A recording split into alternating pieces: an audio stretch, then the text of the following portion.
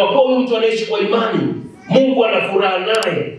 Kuonesha kwamba Mungu ana furaha na huyu mtu, Mungu atasababisha mambo ya kiajabu kutendeka katika maisha ya huyo mtu. Mathayo hapa anatueleza jibu la Yesu kwa wanafunzi wake baada ya kuulizwa kwa nini walishindwa kutoa pepo.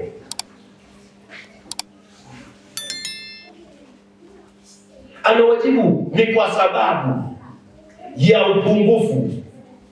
Sio kwa sababu pepo ana nguvu, sio kwa sababu shetani ana uwezo, sio kwa sababu shetani amegoma kutoka. Ni upungufu wa imani. Walikuwa wanatamka pepo atoke, lakini hawana imani ndani. Ndivyo tulivyo hata sisi. Tunatamka mambo mengi tunayoyatamkia. Tunatamka midomoni, hatutamki mioyoni. Mioyoni mwetu hayapo. Yesu anasema ikiwa tunaamini, hatuna shaka moyoni ya kile ambacho tunakitamka, tunachokitamkia toka moyoni, tunaamini.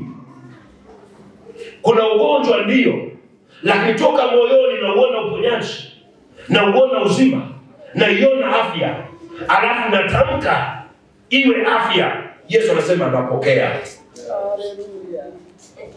Kwa wanafunzi walitamka pepo ondoke, lakini wana mashaka ndani. Ndio wanasema ni kwa sababu ya upungufu. Lakini tukiwa na imani, halitakuwako lisilowezekana kwetu. Sasa kweli halitakuwa lisilowezekana kwetu, halitakuwepo.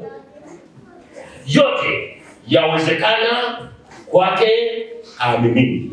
Yote ya afya, ya ulinzi, ya uponyaji, ya uzima, kulishwa, kula, yote. Unaweza kutaja mangapi katika yote? Ni yote. Hebu yataja akilini mwako. Anza kuorodhesha. La kwanza tayari, la pili, la tatu unaorodhesha, la nne.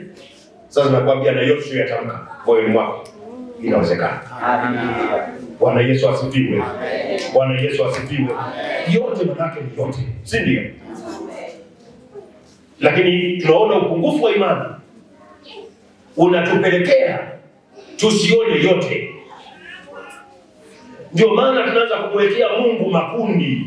Tunamwekea Mungu mipaka, kwamba haya Mungu anaweza, haya hawezi. Lakini jibu hapa yote. Mathayo 21. Mathayo mlango 21 mstari wa 21.